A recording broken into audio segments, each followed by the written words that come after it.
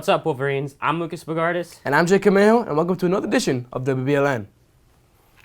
Our Wolverines Respect Life Club traveled to Washington, D.C. to participate in the annual March for Life, a peaceful protest against abortion.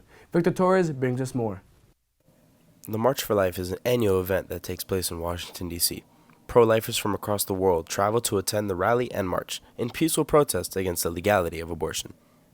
As of recent, pro-lifers are closer than ever to achieving their goal, as Roe v. Wade was just recently overturned. Our Wolverines Respect Life Club was able to send 28 students to the march. I got a chance to speak with club president Jake Garcia-Rivera about his experience at the march. I've been part of Respect Life for 7 years, and I feel my biggest work and the most important activity that I've been part of has been the March for Life. In the March for Life, not only do we see other schools from all around the world and mostly USA, but communities get together and stand together under the same belief. And I think it's important for everyone, like even the younger guys, like the freshmen and all that stuff, to see how we can get together and truly stand for something that we believe in, and fight for what we don't think is right. The march ends in front of the Capitol building, the origin spot of Roe v. Wade. Our Wolverines ended the march the one way we know how to, by praying the Salve Regina.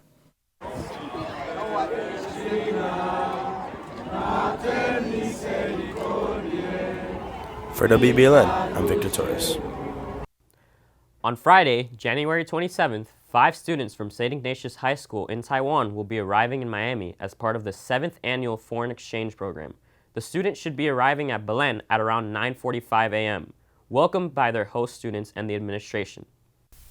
Some of you might know our Chinese course have an exchange program with a Jesuit high school in Taiwan. Unfortunately, we cannot continue this program because of the pandemic. This is a very good opportunity for our students. This year, we are going to bring it back. There are 5 students from St. Ignatius High School in Taiwan are going to visit us this Friday until February 8th. This is a great opportunity for them to learn our United States culture and also high school's daily life. Also for our students, I hope our students can visit them or work with them during their visit. Yesterday, the Belen community celebrated the Chinese Lunar New Year in the Garrido Family Plaza. Students enjoyed learning about the Chinese culture from members of the Mandarin class and the National Chinese Honor Society. Jonathan Amita brought the story. Chinese New Year is a festival that celebrates the beginning of a new year on the traditional lunisolar Chinese calendar. In Chinese, the festival is commonly referred to as the Spring Festival. This year, Belen continues its tradition by celebrating in the central patio.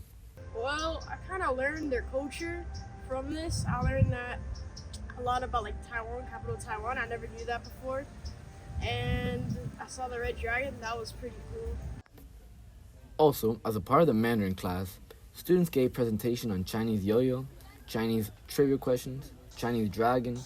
Students learned to write different phrases in Mandarin. We even got to see a drumming performance by our very own Miss Chuang.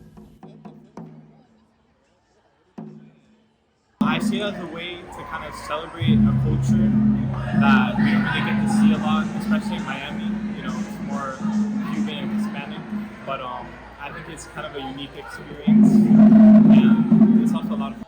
This year, we celebrate the Year of the Rabbit, which means it's affectionate, kind, and merciful.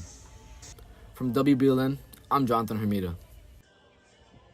On Wednesday, Belen received a wonderful present given to Ms. Vilberg and the team of students who participated in the 2022 Willoughby Expedition across the Everglades. The framed 2022 Expedition flag was given on behalf of the New York Historical Society and the Willoughby Expedition. Going around all the water treatment plants was a bit tough because the explorers had a lot of gear and we had to move that. But otherwise, the explorers actually kept their spirits up. In remarks from the White House Wednesday, President Joe Biden announced he is approving the shipment of Abrams tanks to Ukraine in a notable shift of approach and military tactics.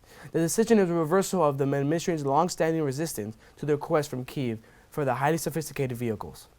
The move also comes as Germany agrees to requests from other European countries to allow the deployment of tanks to the area. In a remarkable shift, this is about freedom. Freedom for Ukraine.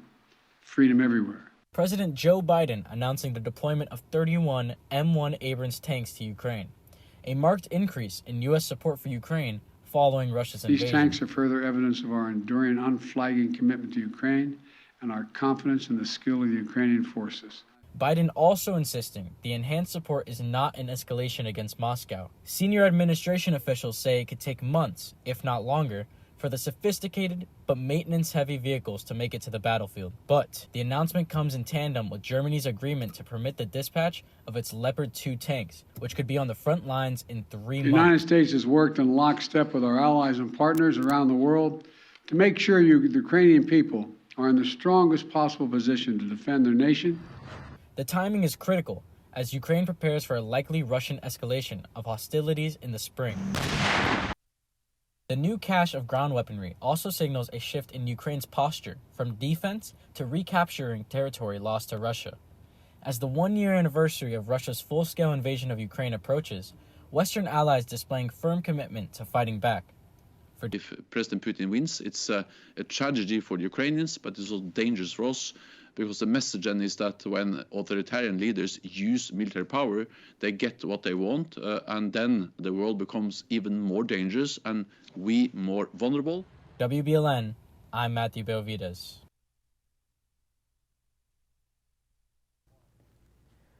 Oreo's newest limited edition cookie is stuffed with itself. The company calls it the most Oreo Oreo. It's got the usual chocolate wafer outside and a cookies and cream mix inside. A QR code on the package lets customers into a metaverse experience the company created. The most Oreo Oreos will be available in stores on Monday. The suggested retail price for the package of cookies costs about $5.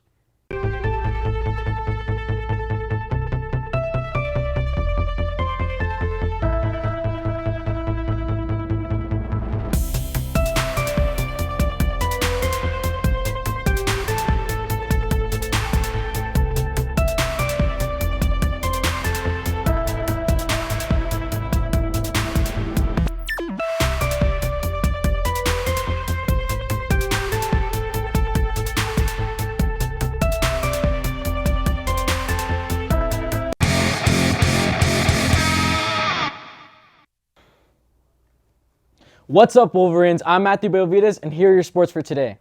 Your varsity basketball team defeated Miami Christian in the RMF Private School Classic with a score of 80-61. The team was led by Ryan Cuellar with 25 points and Javi Rosell with 20 points.